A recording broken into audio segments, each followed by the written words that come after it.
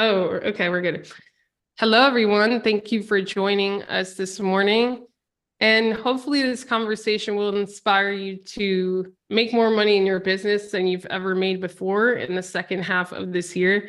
And the reason why is because I have an amazing guest today, Ryan Niddle, who I want to call $100 million CEO, and who I've learned a lot from just by having conversations with him, and who I would love to teach you some of the systems that he uses to grow his business so that you can make more money in your business and really just inspire you.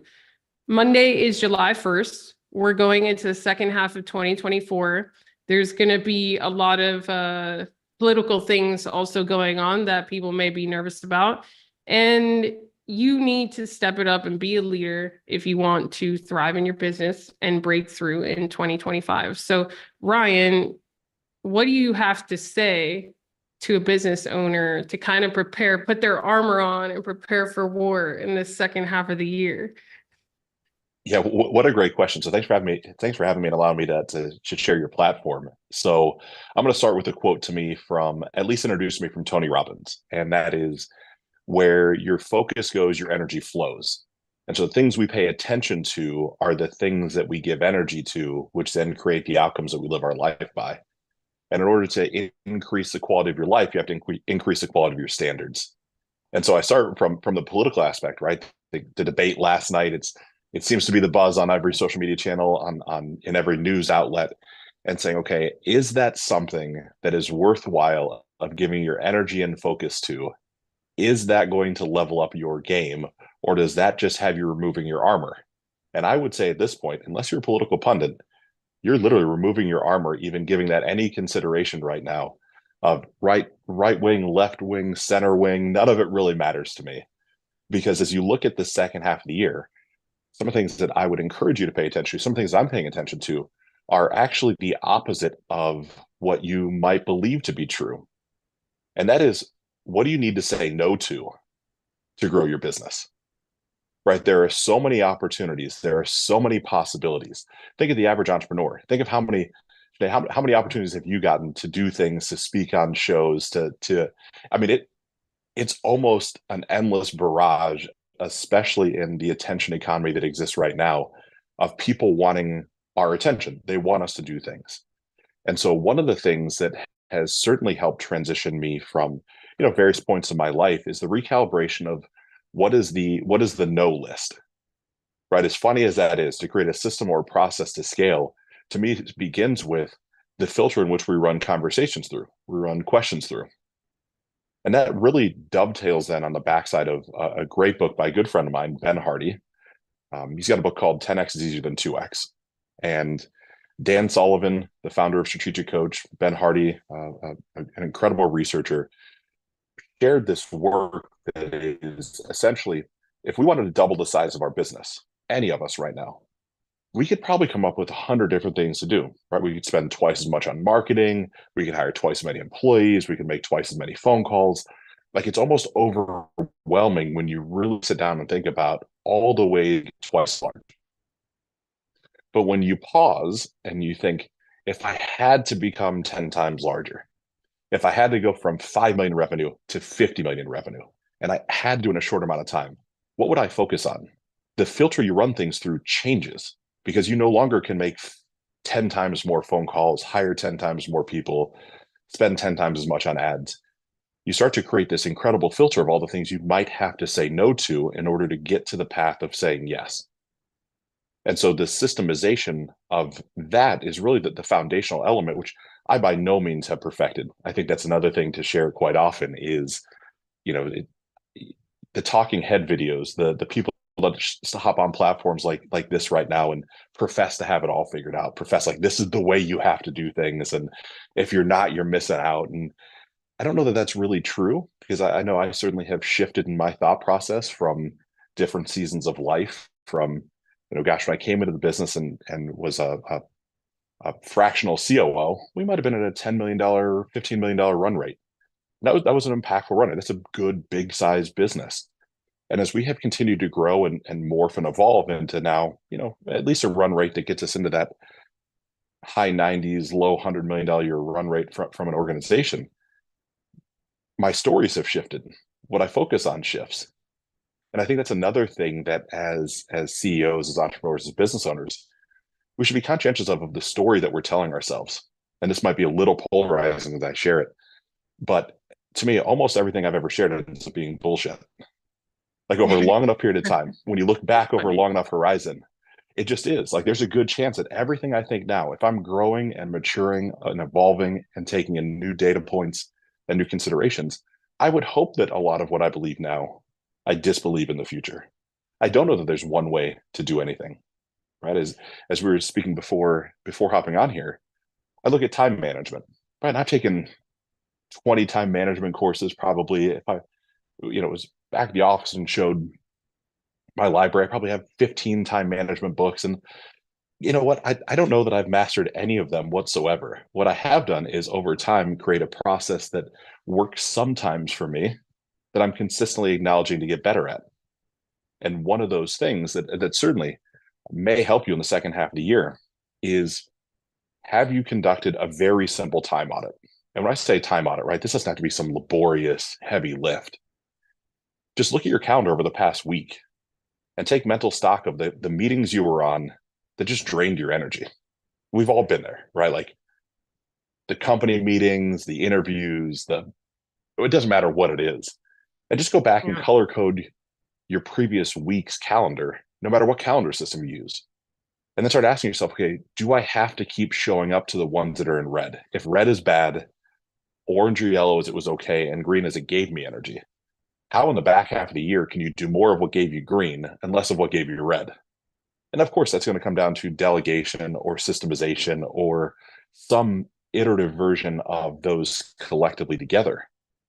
But it starts the acknowledgement that there is a chance to do something different, which to me has been very challenging personally, because in my world, our identities are wrapped up into our business, right? You're the CEO, you're the focal point. At times that focal point also, depending on the lens, becomes a bottleneck. And so you want decisions to run through you. You believe that you have more ability than people around you. You probably do in a lot of aspects, right? You came up with the idea for the business. You have more drive, more focus, more clarity, more ambition than a lot of the employees by the nature of the responsibility that we have. And so you look at that to me collectively and really just start questioning, like, what am I doing? Is this the right path? Right? Is this what I should be focused on? I know I want to go from here to there, no matter where there is for us. And I think that's another acknowledgement that, right, these metaphorical or these quirps that just connect with me, what got us to this moment in time won't get us to a bigger, better moment in time. Right? What got us here won't get us there. And we get so good at what got us here. I'll just keep doing more of what got us here. I'm really, really good at this thing. Well, so much of that 10x versus 2x methodology, or the inverse of constraint theory, is you have to also figure out what to let go of, which is incredibly challenging. Right? Not only is it enough to say, what am I going to say no to? How am I going to create that 10x version of the future? But then to sit and consider, if that's true, and the Italian philosopher Pareto, right, who came up with I guess not philosopher, economic, researcher, came up with that Pareto distribution, the 80-20 rule, as many people would call it. Right, there's a good chance that 80% of your growth, 80% of your success is coming from 20% of your effort. So in order to truly maximize that, you have to be really honest and vulnerable with that 80%. How do you let that go? The 80% that's not yielding the upside, right? You got the 20% of your effort that yields 80% of your upside. That means you have 80% of your effort that's yielding 20% of your upside. How do you let that 80% go? Because that's the definition of who you are in so many capacities. And that is, you're showing up to the office most days doing things that don't actually provide yield.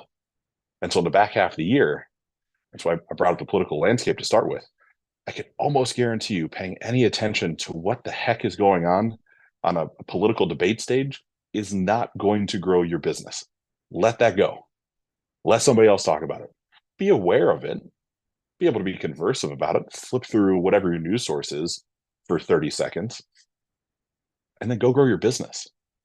Right? Because there's also, to me, something. I went through a training many years ago, I think 2018, with another incredible guy. Give tremendous respect to a guy named Garrett J. White, who owns something called Wake Up Warrior. And he's shifted and morphed and he's grown, which I think is brilliant for all of us. But there was a saying that he just kept pounding into us. You did something called the core four before you left your door, so you're ready to go to war. Oh, I love Right. that.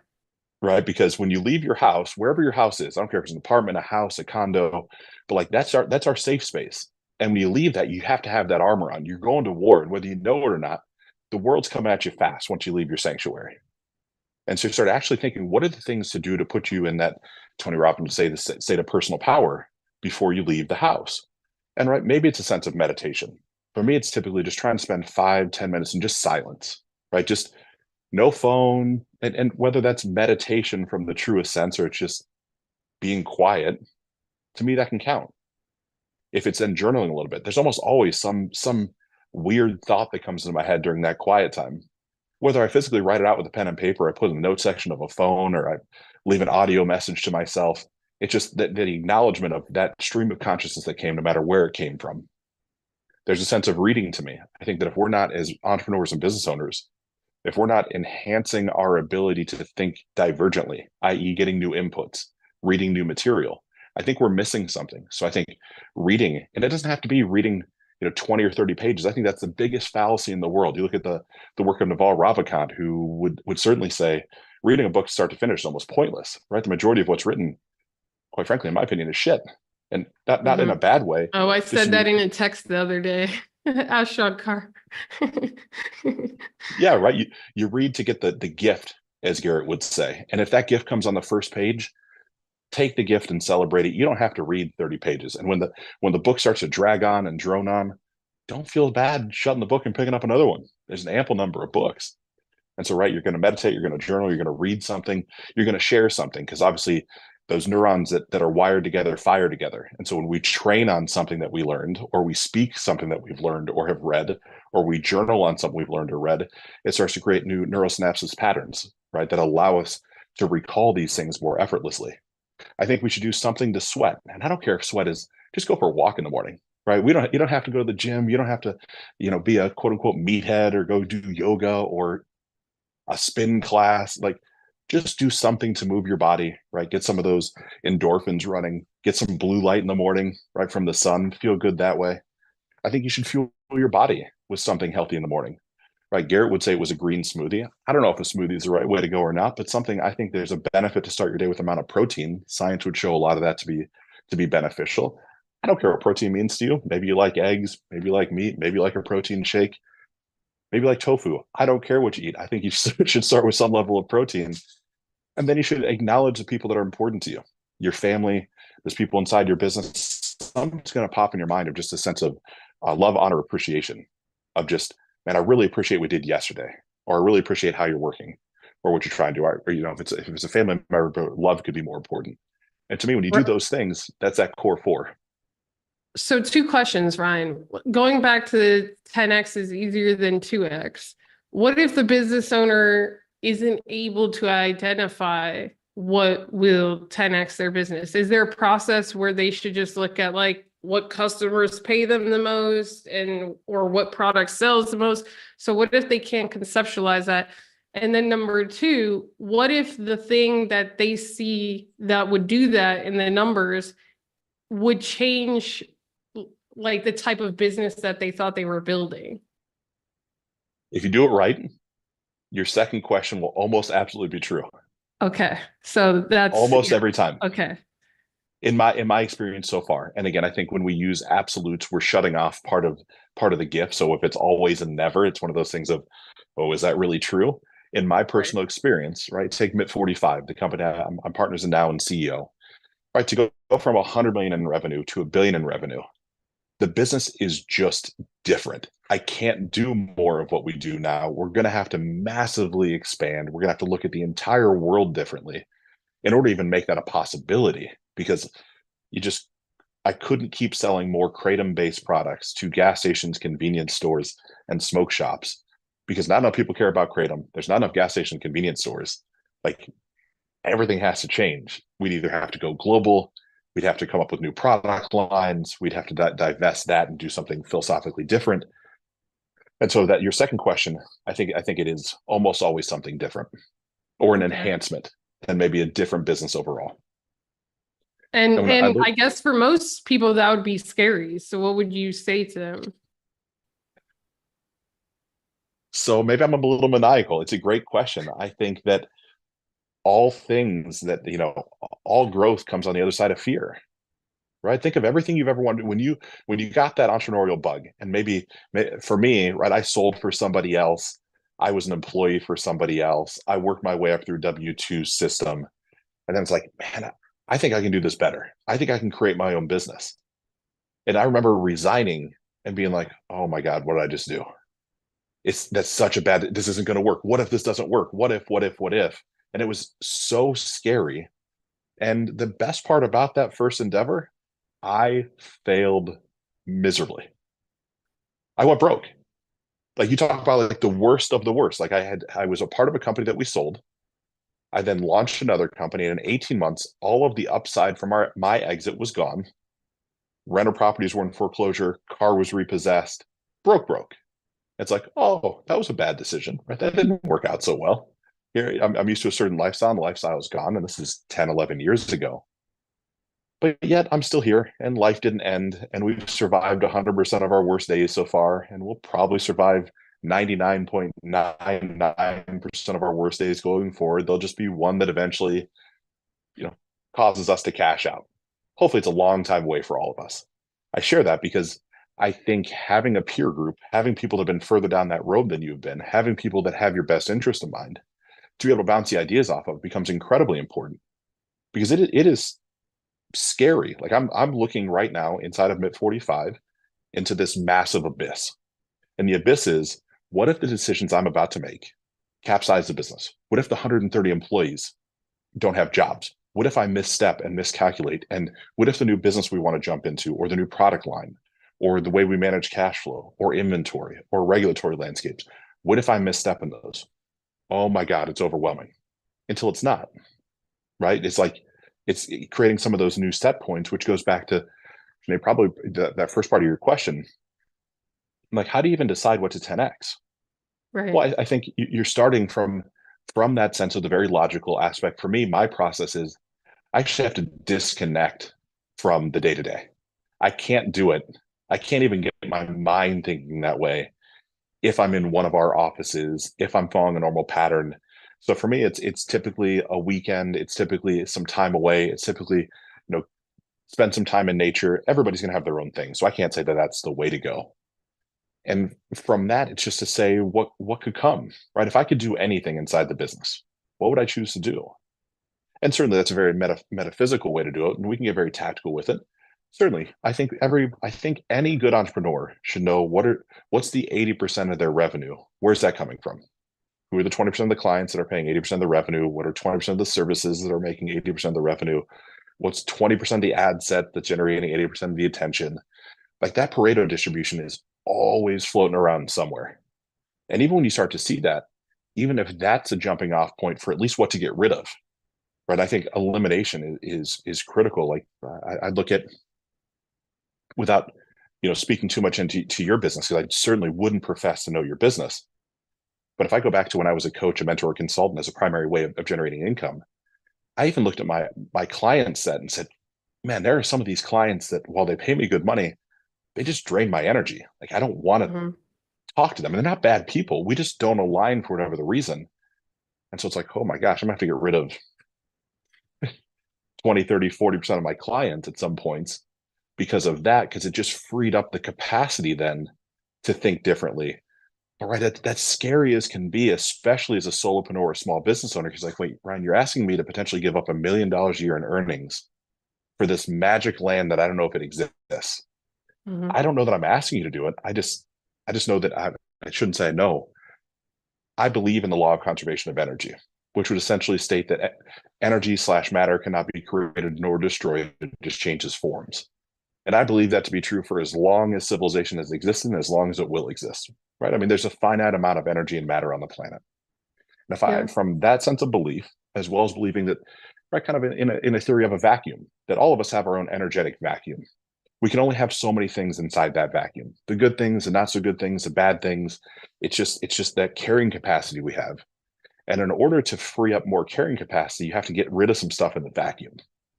And you're so used to carrying around what's in your vacuum. You're like the vacuum tube, the bubble. You're like, man, I'm used to the 12 clients that I have, that 7 of them I don't really like to talk to, but they pay on time and they're really good people and they have good businesses, but I don't really love our conversation. I really vibe with them, but they help me pay my bills and I like my lifestyle.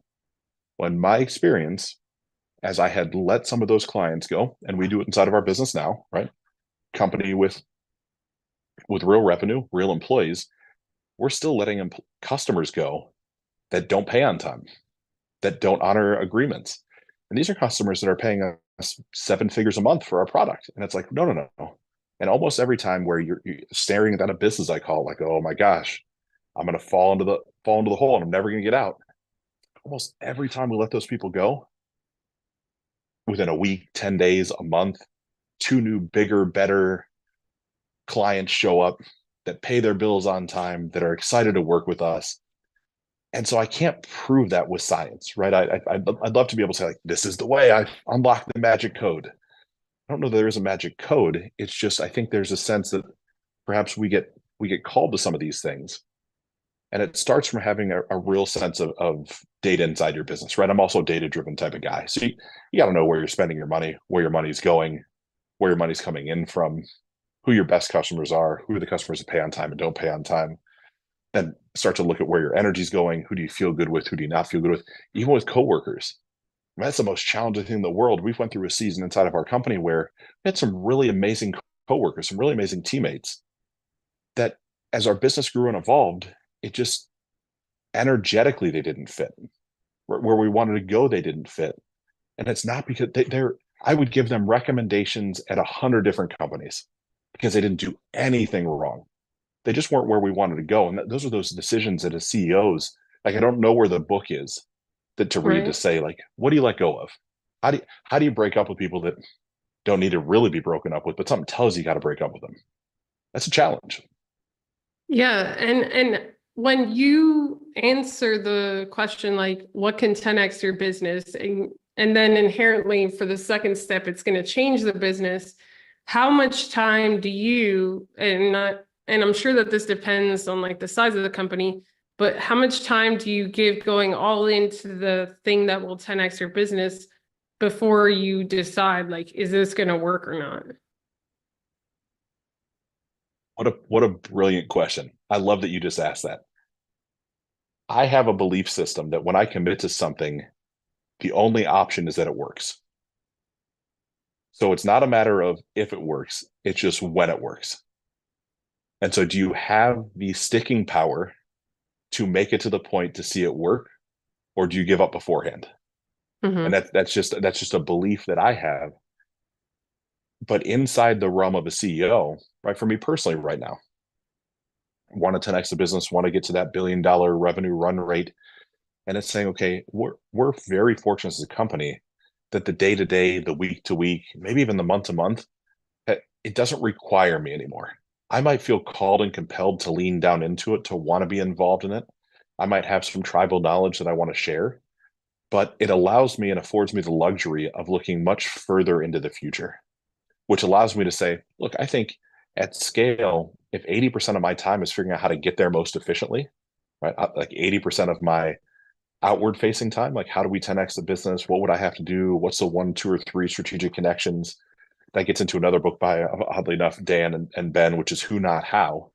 Most of the problems that we want to solve are not problems as CEOs that we need to figure out. We need to figure out who the person is that already knows how to solve them. Mm-hmm. And that's a big shift of like, gosh, do I need to figure out how to code, or do I find someone that's already brilliant at coding? That actually comes into one of my next questions, which is a lot of people ask me, well, I know the 10x thing could potentially be like this collaboration or hiring this person, but how do I make that happen? And a lot of it not happening is this lack of skills or lack of courage sometimes to just be a little bit weird and approach. Well, that's it. I mean, I think your answer is profound in its simplicity of, to me, if the 10x potential path is the collaboration, is the conversation, is the partnership, it's the ridiculous story that we tell ourselves that keeps us stuck in our current sense of reality. For all we know, you pick up the phone, you send the email, you send the text message, and the person on the other end has just been waiting for you to send that. Like they've been hoping for somebody to come in their lives. They've been praying on it, whatever your belief system is of like, gosh, if I just had a great partner that could do this other side that I hate doing, my life would be so much better. And we actually rob ourselves and rob other people in the world by staying quiet with this versus just reaching out and saying, hey, Shanae, I'd really like to scale XYZ. I think you have an incredible skill set. I don't know what this looks like. I know it could be a little weird, but you'd be open to batting around ideas on what collaboration could look like, collaboration, partnership, employment. I don't care what the terms are. Could we consider it together? Only one of two things is going to happen. You're like, that's interesting. Sure, let's hop on a phone. Or, Ryan, you're crazy. Don't ever call me again. I can deal with either one of those, right? Because like if it's Ryan, you're crazy, that's just feedback that allows me to go find somebody else because I still know the partnership, the collaboration, the mentorship, the employment opportunity is still the path to get there. I just might have had to been told no a couple times to find the right yes, which again is just it's a I'll call it a calcification of a muscle that I think every CEO, every entrepreneur, every great salespeople person eventually has to build. Is there was another guy I worked for a long time and said, look, your job was to wake up in the morning and find your first 50 no's to eat for breakfast. Oh Because my after God. that, everything starts Funny. tasting good. So if you can just you get told no 50 times every day, the rest of your life is simple. That at the time I was like, you're so stupid. That doesn't make any sense. And then eventually I'm like, oh no, that makes a lot of sense. If I'm just cold calling people and it's like, no, you get hung up on, you get told to pound salt, like get away, we don't want what you have to offer. After 50 no's, he knew mathematically there's going to be at least one yes, and you only need that one yes to propel you to look for another yes. Right? The best time for all of us to sell something is right after we close the deal. We have the most confidence, the most certainty, the most clarity. Our brain is firing differently, from a sense of neuroplasticity. And so it's like, yeah, let's hear the no's to get to the yes, so we can go get another yes. So I say just I, reach out and do it. I love that. Now, what about for a CEO who they know what they need to do to 10x, but their team is a little bit more conservative and giving them resistance? Oh, What I do wish you what do you say to them? I wish I had that answer. That's something that I have personally battled with, and not because my team, the team that supports where we want to go, my coworkers, they are truly brilliant, and we're going through different seasons of growth and change. But it is such a challenge for me on communicating this grand vision into the future without having them be nervous to no end of, hold on, I thought we were going here, and you're saying we're going there. Now I Right. feel unstable and uncertain. And so what I've started to do is work almost external from the company with the sense of how much of it can I map out? How many strategic connections can I find? How much of the framework can I put together and map out the timetable and map out the if then statements? Like, if this thing happens, then this new door will open so that when I present it to the coworkers, to my team, that they're like, oh, we're not shifting directions. We're just enhancing what we're doing. Because I brought Ben Hardy to our company to share, That's to open, awesome. bought everybody the book. And I'm like, this is great. Everybody's going to get it. You know what it did? It caused a tremendous amount of chaos because Oh people are my like, gosh, really? I'm not, I'm not, I'm not ready for this. I don't, what do you mean we're doing everything different? I don't want to give up what we have. And it's like, okay, right. My overzealous nature of how I believe the world can work was it crippled the business for a little while. It wasn't the best path. And I needed to go through that to realize there's a different wiring that we have as CEOs, founders, entrepreneurs than people that feel more comfortable as an employee. And both are equal, both are required, both are part of a successful organization. And so my job as a CEO is to hold the culture, hold the vision, share the grand vision, but share it in a way that creates stability, not chaos. And so that was a Mhm. big shift for me because I'm used to, like, if you look at the six behavioral drivers, like I am someone that thrives in uncertainty. I love, like, Right. nobody knows what's going on. Throw me right in the middle. Let's figure it out together. That's pretty Yeah. typical for Yeah. maybe And a that can CEO or make a lot founder. of people nervous. I've experienced that too. Some people can't even function in that environment and they're needed, but it's a, you know, it's when you master it, let me know. I will. I don't. I look forward to a sense of mastery, but man, I don't know when that comes. And so what has provided me a sense of at least comfort, maybe solace even. I think some of the books by Walter Isaacson, right? I think that Standing on the Shoulders of Giants, like reading about the Jeff Bezos, reading about the Elon Musk, reading about the Steve Jobs, and by no means comparing myself or our business to what they've accomplished, but all of them had what Walter eventually refers to as a reality distortion field. Yeah. Like they're bending reality to their will, and they are so convinced in what they can see that nobody else can see that, like, over a long enough period of time, people just eventually bend to their will because, like, this guy's crazy enough, it's got to work. But Yeah. it takes time to get there. And then I look at what they've done to change the world, and it's something that, of course, I would aspire to do and to be a part of myself. So I think that's so much of it in that learning and how do we get there. It takes an unwavering commitment to what we can see that nobody else can see, which is challenging and scary and isolating because, like, I see $1 billion company and I look around and I talk to my coworkers, my teammates, and they're like, you're crazy. Yeah. That can't And happen. that rate that rises like the importance of or like raises the importance of making the right moves. Cause I read Walter's book on Elon and like he went to the investors, and potential investors for SpaceX. And he's like, yeah, we need to get to Mars, like give me money, like to the founder of like LinkedIn and all of his previous PayPal connections. And they're like, this isn't a business. Like, how are you going to make money? And he's like, okay, bye. And I just recently saw like Reid Hoffman, I think is his name, the founder of LinkedIn. And he was saying that that was like the worst decision he's made. He should have just been convinced because of how convicted he was and like all that he knew about him instead of looking at like the business model. And because of that, he didn't invest. But when you like hear Walter's story on Elon, like the right hand people in his corner, the only reason that sometimes they would kind of move with him when they couldn't see things is because of his previous results, you know? And so if you make the wrong decisions that take too long and you do that repeatedly, like he didn't lose his close circle because of that, because it was just like repeated results. So then they'd be like, oh, this is just him. Yeah, and right, you look at that, and I've been guilty of that, Shania, in our business, right? I've been too slow to let people go that didn't see the vision. And it's eroded the culture over a period of time. And again, it's not because these people were bad. These people were brilliant, great teammates.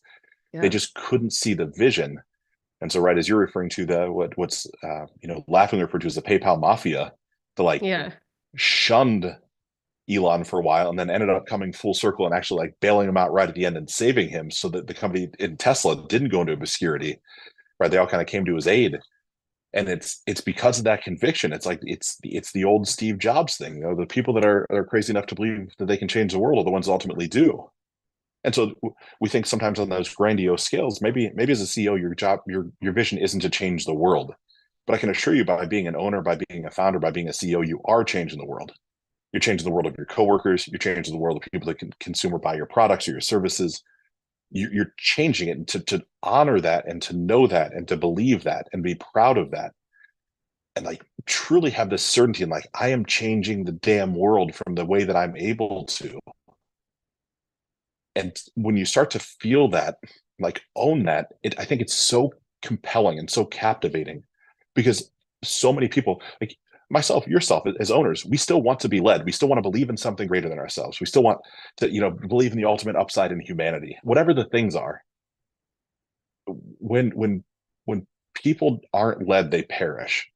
And so we have to stand up and lead ourselves to help lead our coworkers or our teammates so they can believe in the future sense of success that we see because they won't have the certainty, they won't have the confidence. We have to be prepared to lend that to them consistently because it's a treacherous landscape that we navigate, right? No matter what the scale and scope of the business is. I don't care if it's a $500,000 a year business or a $500 million a year business. It's just as scary with a couple more zeros on the end. I don't know when that ever goes away. Yeah. Let me know. I But will. Ryan, you're awesome. And I know your time is super valuable. Where can people connect with you? We're going to connect your LinkedIn, your YouTube, your website. Is there any place else? Like, where do you want them to connect with you? Yeah, I'm going through a little bit of a recalibration right now where the website's being updated. I've got a newsletter that gets sent out called Playing to Win. I'm in a season of life where what's important to me is to share these things unabashedly, right? Without a paywall, without some sort of monetization, without being deemed a guru. I don't know if what I know is good or bad. It's just what's gotten me here. And I think my job and what speaks to me is just to make sure that other people have access to resources and information if it speaks to them. So all that's really found through RyanNidell.com, certainly here on LinkedIn, other social media platforms. Everything eventually pushes back to Ryan Niddell, and you'll see some free resources on there. You'll see a newsletter that's a free newsletter, that you see one on LinkedIn that's Playing to Win, as you know. So all those things collectively together, none of them are some fancy way to get you to spend money with me. It's actually quite the opposite. It's just, and how can I pour into people that are looking for those little breadcrumbs of information, even if that breadcrumb is something like, I think Ryan's an idiot and I wouldn't trust anything he shares. That at least gives you a data point to go search for something else, which I think can be equally as important. Or Ryan's a machine that motivates me every day to become better. It could be equal. I think they're equal and opposite, right? The yin and the yang. Both are real in the world right now. I love that. I love that. So if you're listening, connect with Ryan. We'll have his LinkedIn linked. You could see the newsletter, Playing to Win, on his profile. Check out his website. And I highly recommend you follow him. He's one of the few people I know that behind the scenes of running a huge company that's also growing every year, is also doing all the personal development work. And just he's like you're a machine. I appreciate that. Thank you very much. I love it. Thank you so much, Ryan. Thank you everyone for listening, and we'll see you next time.